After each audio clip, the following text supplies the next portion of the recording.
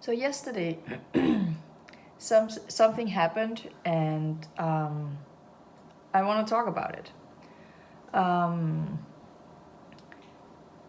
But before I get into what actually happened, there is this little, not backstory, but things that I'm doing that is important to the story. So I'm doing body therapy, and the reason why I'm doing body therapy is that I had heard it was good for migraines. I hadn't done body therapy earlier because I kind of didn't think it would help, because I've tried so many things and they never help. So that's why I didn't start it earlier. But then, as I was doing this 10-week course, I saw that body therapy could help with your vagus nerve, vagus nerve, whatever it's called, the nerve that I need to stimulate. And so that's why I chose body therapy. Also because I found this student and the price wasn't too bad, so I picked her. I just turned out the lights behind me. And as I also said, I did go there for these two reasons earlier, but also that it turns out I have a lot of stored emotions in my body. I didn't really realize starting this treatment that she would help me with that. And as I said, it turned out I have a lot of crap in my body. And so going to her getting these treatments, I've been laying on the table, crying, shaking, freezing. I mentioned that in an early video. But that happened at her place. And I told her, because I'm rewatching Grey's Anatomy, and I told her earlier that watching scenes in Grey's Anatomy kind of helped me through some of the emotions that I'm feeling. First, I was angry. I didn't watch anything in Grey's Anatomy that helped me with that. I just knew that I just confirmed, yes, I'm angry. But I kind of got over that, and then I moved into grief. And I watched scenes and I was crying. And then I realized at some point that I actually got over that as well. I could watch other scenes and not cry. And we're not talking about heavy stuff here. It's just little things that would make me react. But then yesterday, it was the scene. Spoiler alert, I'm going to tell what's happening. So if you're still watching Grey's Anatomy, skip this part maybe. It was the two episodes where there's a shooting in the hospital. And I reacted to the character Miranda Bailey. And I couldn't figure out why. It was puzzling to me. Why did I react? And because I was crying. And I couldn't figure out what it was. And it was throughout those two episodes. And even just her giving a message to other people, there was something in me and I was crying. So I had to figure out what that was. So I paused and I took my dog for a walk to get the fresh air and figure out what it was.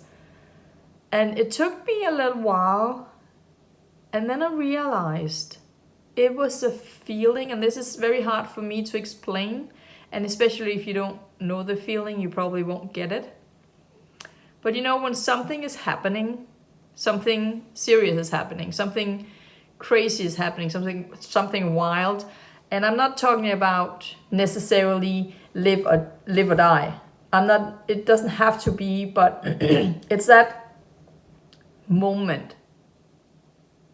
Something is going on, and it's that exact moment where you don't know how to move forward and save yourself. You know that one word one movement, one action, whatever, can change the outcome completely. Either you live or you die. Not that extreme, but either you get really hurt or nothing happens at all. That moment is horrible. And if you have ever felt that moment, it's the knot you get inside. It's just hard to explain. But you don't know what's going to happen, and you don't know how to impact the outcome. You don't know how to change it. You don't know what you're supposed to do. You don't know the answer. And when I finally realized that was it, I guess it was from her. She hides under the bed. The shooter, she's in a room with a patient, Miranda Bailey I'm talking about. She's in the room with a patient, and the shooter is on the floor, and he reads the door to the room they're in, and she hides under the bed, and first she doesn't see her, but then you see him pull her out. And I guess she must have felt like that in that moment, and she saves herself by saying that she's not a surgeon but a nurse. So I'm guessing she kind of felt like that in this moment. Is he going to shoot me or not? And I've never been in a situation like that. So, but I have been in situations where I didn't know. I just had to pause for a second to just make sure I got this right. So I don't know why I need to revisit this feeling, but for some reason I had to. So I was out walking the dog, and I was actually very emotional. And every time I felt that feeling, I was almost crying. And by almost crying, I had the tears in my eyes, so not running down my cheeks, and I kind of removed them, and I was trying to control myself because I was out in public, right? And you don't want to cry in public. I didn't meet a single person on foot.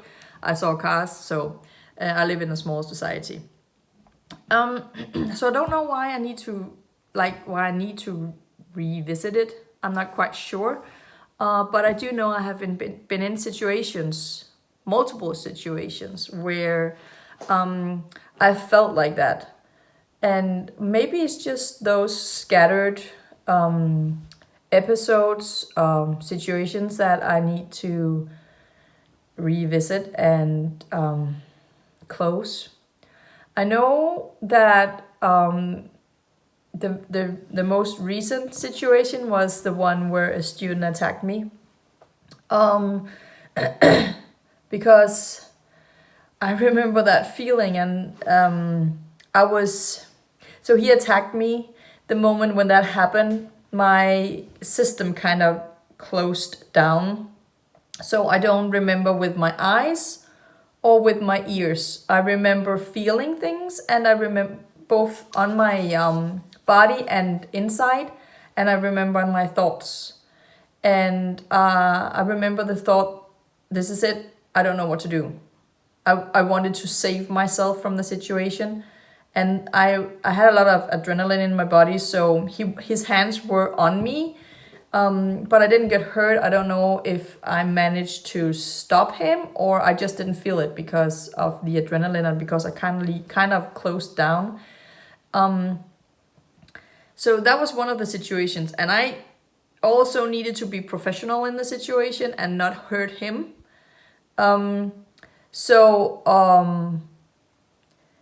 I felt that. So that's very recent. And my first memory, I think, well, I could come up with since yesterday was, and I never forgot that, I was in second, maybe third grade. And I don't remember quite exactly what happened. My teacher got angry at me. And I might be old, but I'm not that old where it was allowed for teachers to hit students in school. That was not allowed at this time. But he got annoyed with me, and I don't quite remember why. And I ran for my dear life because I was so scared, and he ran after me. And I reached the toilet, and I got in and I locked the door. And he slammed the door, and now I'm just translating loosely what he said, but he slammed the door and he was like, "You're really ugly word, little brat. Get out of here, or get out here, get out of there, get out here," whatever he said. But I was just a tiny kid, and I can't imagine that I did something. To put in perspective, he hit me once because I couldn't spell a certain word. So I handed over a paper and he asked me to read it. And so I met a word that I had spelled wrong, and he said, "That's wrong." And then I met it again. I kept reading. He told me to keep reading, and it was wrong again. I spelled it wrong. And so he was a little more angry this time, said, "It's still wrong." And mind that I hadn't gone back to correct anything. I was standing there, I was reading through the text, and as I met that word over and over again and still being wrong, he got more and more and more and more angry. And finally he just kind of exploded and he hit me. So we're not talking about the same person here. He shouldn't have been a teacher. So he chased me into the bathroom or into to the toilet, and I was shaking. I was so scared. And I imagine that in that situation, I felt like that. What do I need to do? I don't know what to do. I don't know how to survive this. I don't know how to get out of this being okay. And after a while, I remember shaking and crying. I think I wasn't necessarily crying yet, but I remember shaking. And there was like this much of an opening under the door between the floor and the door, and it sounded like he had left. So I went down on the floor and I looked out as much as I could, and I didn't think he was out there.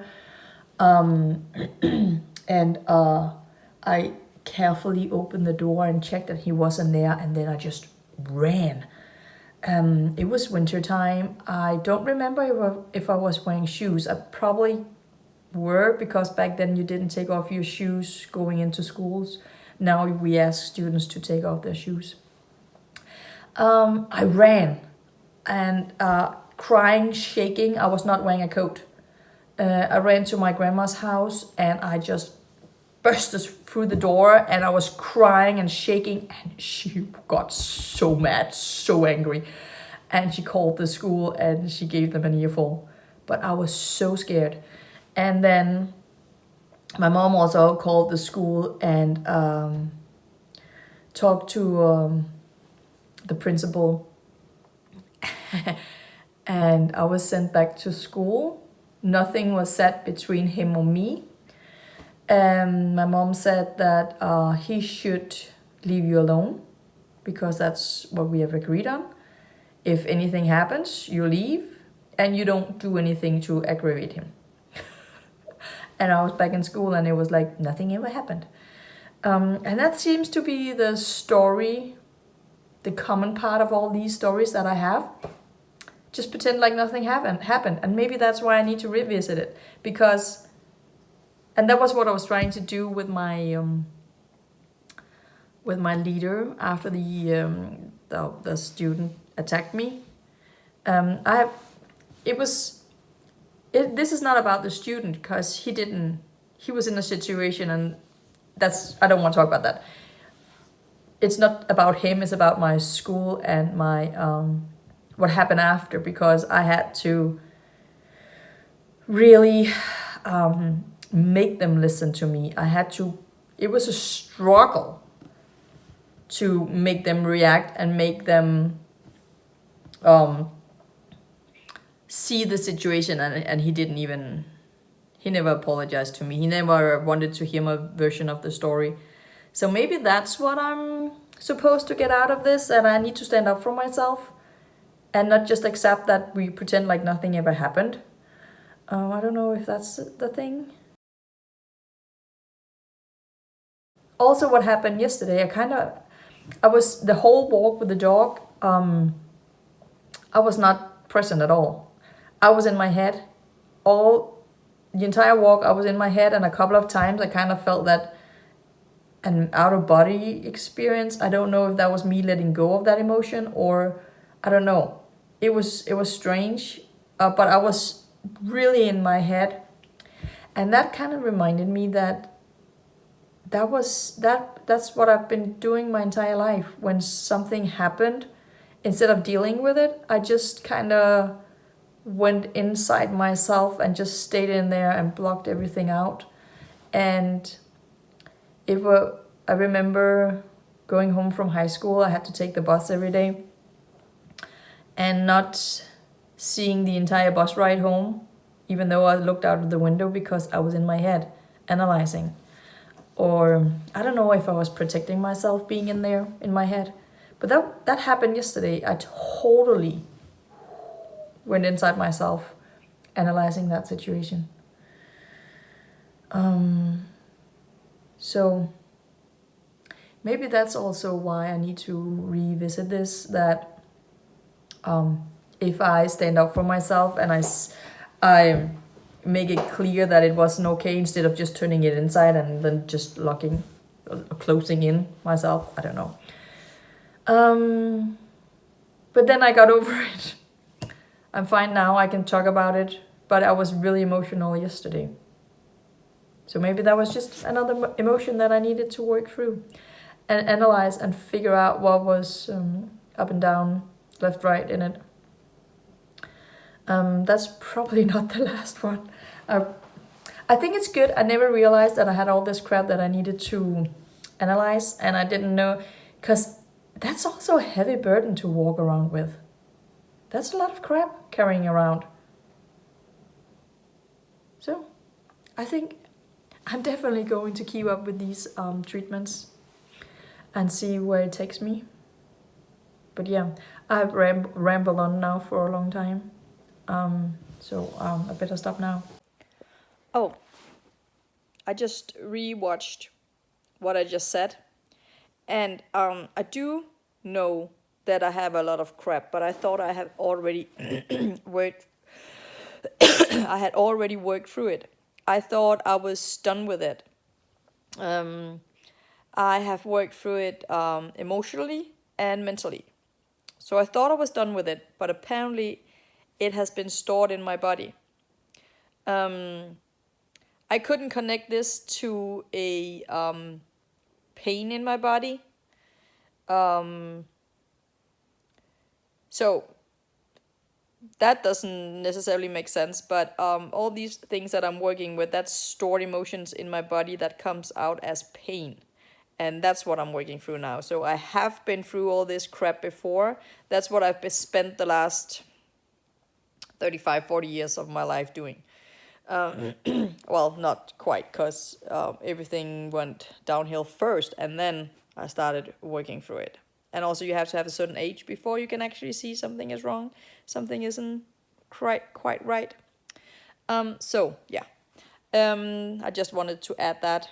But I'm kind of excited to tell my body therapist about this. And I'm kind of pleased with myself that I'm able to actually feel it, meet it, and analyze it and get rid of it. Because that's what I think I'm doing. So I'm kind of proud of myself for doing that. But I just wanted to add that, so this is it. Now I'm saying goodbye.